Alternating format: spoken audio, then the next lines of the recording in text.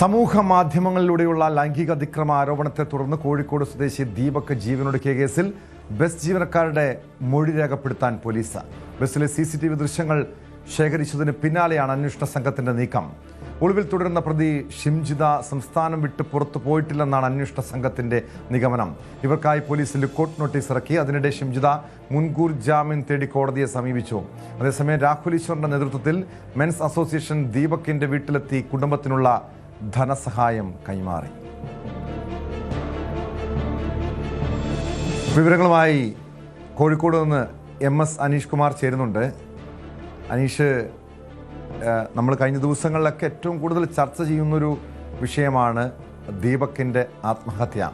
പ്രത്യേകിച്ചൊരു സൈബറിടത്ത് അധിക്ഷേപത്തിന് ഇരയായപ്പോൾ അതിൻ്റെ മനോവിഷമത്തിൽ ജീവനൊടുക്കിയ ചെറുപ്പക്കാരനാണ്. ഒരു കുടുംബത്തിൻ്റെ പ്രതീക്ഷയായിരുന്നു. അച്ഛൻ്റെ അമ്മയുടെയും വാർദ്ധക്യകാലത്തെ ഏക ആശ്രയമായിരുന്നു. ഈ കേസിൽ പ്രതിയെക്കുറിച്ച് എന്തെങ്കിലും സൂചനയുണ്ടോ? ഇപ്പോൾ മുൻകൂർ ജാമ്യം തേടി കോടതിയെ സമീപിച്ചിട്ടുണ്ട്. അറസ്റ്റിന് സാധ്യതയുണ്ടോ? അതോടൊപ്പം ഈ കേസുമായി ബന്ധപ്പെട്ട് പോലീസിൻ്റെ അന്വേഷണം എങ്ങനെയാണ്?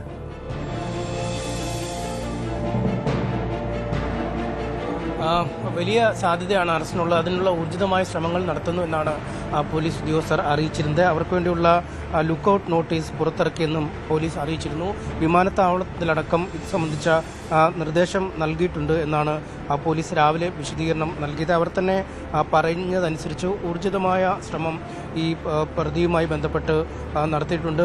പരാതിക്കാരൻ്റെ കുടുംബത്തിൻ്റെ അല്ലെങ്കിൽ മരിച്ച ആളുടെ കുടുംബത്തിൻ്റെ മൊഴി രേഖപ്പെടുത്തി അന്ന് തന്നെ ഈ കേസ് രജിസ്റ്റർ ചെയ്ത് അന്വേഷണം ആരംഭിച്ചിട്ടുണ്ട്. ഇപ്പോൾ യുവതി ഒളിവിലാണെന്ന് മനസ്സിലാക്കിയ പോലീസ് വിദേശത്തേക്ക് കടക്കാനുള്ള സാധ്യത കണക്കിലെടുത്ത് ഇന്നലെ മുതൽ 20 മുതൽ ലുക്കൌട്ട് സർക്കുലർ പുറപ്പെടുവിച്ചിട്ടുണ്ട് എന്ന് പോലീസിൻ്റെ ഒരു കുറിപ്പിൽ പറയുന്നുമുണ്ട്. എന്തായാലും ഊർജിതമായി തന്നെ പ്രതിയെ കണ്ടെത്താനുള്ള നീക്കങ്ങൾ പോലീസിൻ്റെ ഭാഗത്തുനിന്നും ഉണ്ടാവുന്നുണ്ട് എന്നാണ് അറിയുന്നത്. പക്ഷേ ഇന്നലെ യുവതി മുൻകൂർ ജാമ്യ ഹർജി കോഴിക്കോട് ജില്ലാ കോടതിയിൽ സമർപ്പിച്ചിട്ടുണ്ട്. അതിൻ്റെ പരിഗണന അല്ലെങ്കിൽ നാളെ ആ ഹർജി പരിഗണിക്കാനിരിക്കുകയുമാണ്. എന്തായാലും കോടതിയുടെ നടപടിക്രമം എന്താണ് അറിഞ്ഞിട്ട് ആകും ഒരുപക്ഷെ പോലീസിന് മുമ്പാകെ വരാനുള്ള സാധ്യത എന്ന് ചൂണ്ടിക്കാണിക്കപ്പെടുന്നു. കേരളം വിട്ട് മംഗലാപുരം ഭാഗത്താണ് ഈ യുവതി ഇപ്പോൾ ഉള്ളതെന്ന ചില വിവരങ്ങളിൽ ലഭിക്കുന്നത്. എന്തായാലും പോലീസ് പക്ഷേ ഊർജിതമായി തന്നെ ശ്രമങ്ങൾ നടത്തുന്നു. ഒരുപക്ഷെ അധികം വൈകാതെ പിടിയിലാവും എന്ന ചില സൂചനകൾ പുറത്തു വരുന്നുണ്ട്. എന്തായാലും ഇക്കാര്യത്തിൽ ചില സ്ഥിരീകരണങ്ങൾ പോലീസിൻ്റെ ഭാഗത്തുനിന്നും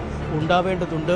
വലിയ ഗൗരവമുള്ള രീതിയിൽ തന്നെയാണ് പോലീസ് ഈ കേസിൽ അന്വേഷണം നടത്തുന്നതെന്നാണ് വ്യക്തമാക്കിയിരിക്കുന്നത്. നേരത്തെ ഈ ബസ്സിലെ CCTV ദൃശ്യങ്ങളടക്കം പുറത്തു വന്നിരുന്നു. അതിൽ തന്നെ പ്രകടമാണ് വലിയ തിരക്കുള്ള ഒരു ബസ്സാണ്. ആളുകൾക്ക് പരസ്പരം ഉള്ള ചലനങ്ങൾക്ക് പോലും നിയന്ത്രണങ്ങൾ വരുന്ന തരത്തിൽ അല്ലെങ്കിൽ അത്തരത്തിൽ ഒരാളിൽ നിന്ന് മുട്ടാതെ മാറി നിൽക്കാൻ കഴിയാത്തൊരവസ്ഥ ആ ബസ്സിലുണ്ട് എന്ന് വ്യക്തമാക്കുന്നതായിരുന്നു ആ ബസ്സിലെ തിരക്ക്. ഒപ്പം ഈ ബസ് ജീവനക്കാരും ഇത്തരത്തിൽ അസ്വാഭാവികമായ സംഭവങ്ങളൊന്നും ആ ബസ്സിലുണ്ടായതായി തങ്ങളുടെ ശ്രദ്ധയിൽ പെട്ടിട്ടില്ല. അല്ലെങ്കിൽ ഒരു മോശം പെരുമാറ്റം ദീപകിൻ്റെ ഭാഗത്തു നിന്നും ഈ യാത്രക്കാരിക്ക് നേരെ ഉണ്ടായതായി പറഞ്ഞിട്ടില്ല എന്നാണ് അറിയിക്കുന്നത്. പോലീസ് ഔദ്യോഗികമായി അവരുടെ മൊഴി രേഖപ്പെടുത്തും. ഒപ്പം സാധാരണഗതിയിൽ നമ്മളൊരു വാഹനത്തിലൊക്കെ വെച്ച് എന്തെങ്കിലും പ്രശ്നങ്ങൾ ഉണ്ടാകുമ്പോൾ അത് സ്വകാര്യ ബസ്സാണെങ്കിലും KSRTC ബസ്സാണെങ്കിലും ആദ്യം തന്നെ ശ്രദ്ധയിൽപ്പെടുത്തുക കണ്ടക്ടറുടെ അടുത്തായിരിക്കും. ആ കണ്ടക്ടർ പിന്നീട് ചർച്ച ചെയ്യുകയോ അല്ലെങ്കിൽ പരാതി ഉണ്ടോ എന്ന് ചോദിക്കുകയോ പോലീസ് സ്റ്റേഷനിലേക്ക് വാഹനം വിടുകയോ അങ്ങനെയുള്ള രീതിയിലുണ്ടാവും.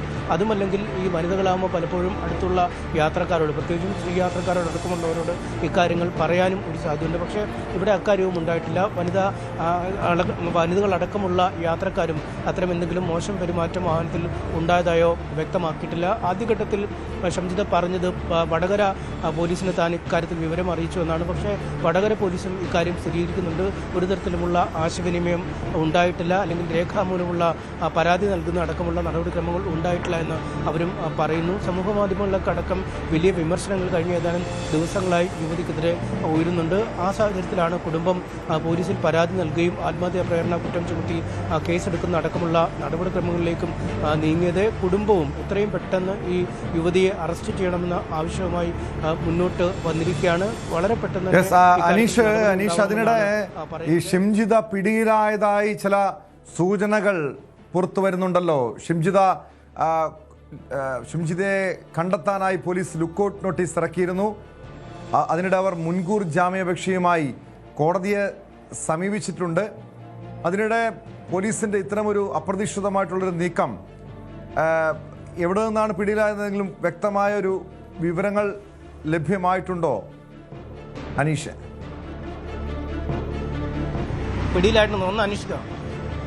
കൃത്യമായ ഒരു സൂചന ഞാൻ നേരത്തെ പറഞ്ഞതുപോലെ തന്നെ ഊർജിതമായ ശ്രമങ്ങൾ നടക്കുന്നുവെന്ന് പോലീസ് തന്നെ ഒരു വാർത്താക്കുറിപ്പ് പോലെ നേരത്തെ ഇറക്കിയിരുന്നു. അതായത് ലുക്കൌട്ട് നോട്ടീസ് അടക്കം പുറത്തിറക്കിയിട്ടുണ്ട്. പ്രതി ഒളിവിലാണ്, വിദേശത്തേക്ക് കടന്നു കളയാതിരിക്കാനുള്ള സാധ്യതകൾ ആരായുന്നു എന്നൊക്കെ പോലീസ് തന്നെ പറഞ്ഞിരുന്നു. അതുകൊണ്ട് തന്നെ അവർ പിടിയിലായ എന്ന ചില സൂചനകൾ ഞാൻ നേരത്തെ സൂചിപ്പിച്ചിരുന്നു. സ്ഥിരീകരിക്കാത്ത അല്ലെങ്കിൽ പോലീസ് ഉദ്യോഗസ്ഥരെ പലരെയും വിളിക്കുമ്പോൾ അവർ സ്വിച്ച് ഓഫ് മോഡിലായിരുന്നു ഉണ്ടായിരുന്നു. അതുകൊണ്ട് തന്നെ ചില സംശയങ്ങൾ ഇക്കാര്യത്തിൽ ഉണ്ടായിരുന്നു.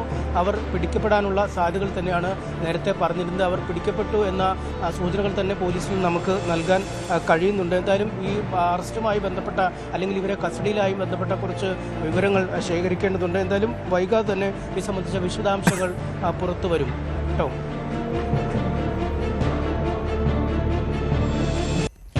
യെസ്, കഴിഞ്ഞ ദിവസം ഈ ബസ്സിലെ CCTV ദൃശ്യങ്ങൾ പോലീസ് ശേഖരിച്ചിരുന്നു. അതോടൊപ്പം ഏറ്റവും നിർണായകമായിട്ടുള്ള തെളിവ് ഈ കേസിലെ പ്രതിയായിട്ടുള്ള ഷിംജിതയുടെ മൊബൈൽ ഫോണാണ്. ആ മൊബൈൽ ഫോണിലാണ് ദൃശ്യങ്ങൾ പകർത്തിയത്. എഡിറ്റിംഗ് നടന്നിട്ടുണ്ടോ എന്ന് അറിയണം. കാരണം ഏതാനും ഒരു 18 സെക്കൻഡ് മാത്രം ദൈർഘ്യമുള്ള ഒരു വീഡിയോയാണ് ഷിംജിത ഈ ദീപക് തന്നെ ലൈംഗികമായി അല്ലെങ്കിൽ ലൈംഗിക അതിക്രമത്തിന് ഇരയാക്കി എന്ന രീതിയിൽ പ്രചരിപ്പിക്കാൻ ശ്രമിച്ചത്. അതിൽ എഡിറ്റിംഗ് നടന്നിട്ടുണ്ടോ എന്നാണ് പ്രധാനമായി അറിയേണ്ടത്. കാരണം ഒരബദ്ധവശാൽ സ്പർശിച്ചതാണോ അതോ ബോധപൂർവമാണോ? ഇതാ ഈ ഷിംജിതയുടെ മൊബൈൽ ഫോൺ പരിശോധിച്ചാൽ മാത്രമേ വ്യക്തമാകൂ. എന്താണ് ബസ്സിലെ CCTVയിൽ നിന്നും, അത് പോലീസ് ശേഖരിച്ച CCTVയിൽ നിന്നും അന്വേഷണ സംഘത്തിന് മനസ്സിലാക്കാൻ കഴിഞ്ഞിട്ടുള്ളത്? അനീഷ്,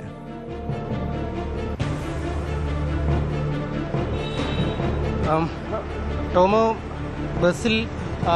ബസ്സിലെ CCTV ദൃശ്യങ്ങൾ പോലീസ് പരിശോധിച്ചിരുന്നു. അതിൽ ഈ ദീപക് കാര്യമായ ഒരു കുറ്റം ചെയ്യുന്നതായി ആ ദൃശ്യമല്ല. ഒരു വാർത്തയിലേക്ക് എത്താം ഇപ്പോൾ. കൂടുതൽ വാർത്തകൾക്ക് News 18 Keralam YouTube channel subscribe ചെയ്യുക.